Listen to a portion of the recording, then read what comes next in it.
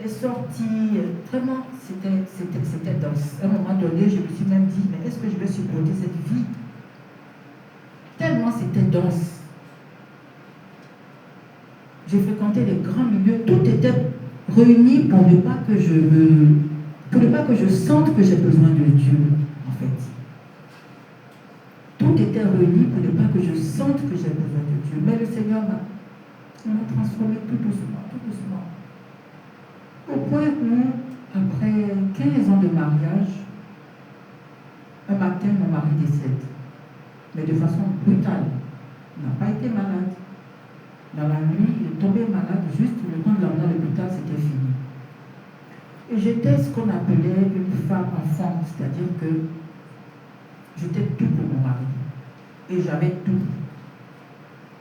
Je ne savais même pas comment on payait la facture de téléphone. Parce que je téléphonais et mon mari payait tout. Je travaillais, il me donnait de l'argent de poche. Et j'ai dû tout apprendre. Mes frères et sœurs, là où je dis qu'il y a un miracle, c'est que le jour où mon mari est décédé et que je suis rentrée de l'hôpital, les enfants étaient à la maison. Je disais, mais comment je vais faire pour leur dire? La plus petite avait 7 ans, la plus grande avait 9 ans. Je ne sais pas qui m'a donné, je ne sais pas comment j'ai eu cette force-là. Mais quand je suis rentrée à la maison, j'ai fait asseoir mes enfants, une à gauche, une à droite. Et je leur ai dit, papa a rejoint le Seigneur. Mais je vous assure que on a pleuré 2 minutes. Et j'ai pris mes enfants, je suis montée dans la chambre et j'ai commencé à louer le Seigneur avec elles. Une à gauche, une à droite. En pleurant, je louais le Seigneur. J'ai loué le Seigneur pendant près d'1 heure de temps. Et je ne sais pas, aujourd'hui je me dis, mais je ne sais pas comment j'ai fait pour avoir cette force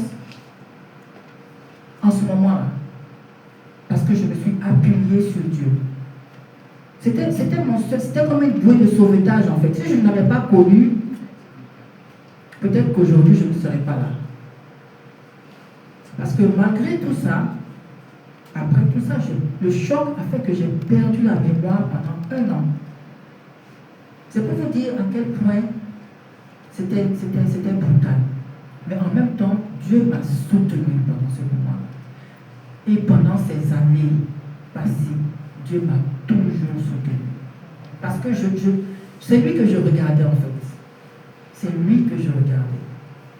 Et je voudrais aujourd'hui m'adresser à toutes mes sœurs ou mes frères qui ont perdu un époux pour leur dire que la solution, c'est de s'accrocher au Seigneur. S'accrocher au Seigneur de tout son cœur. Parce que je regarde, il n'y avait que lui. C'est vrai, j'avais ma famille autour de moi. Mais c'est pas pareil. Il n'y a que Dieu.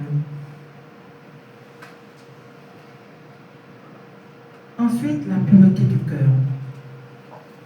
La pureté du cœur. Et ça, c'est une grâce que Dieu m'a donnée. Je ne sais pas, je ne connais pas l'envie. Je ne connais pas la jalousie. C'est des sentiments que je ne connais pas en fait.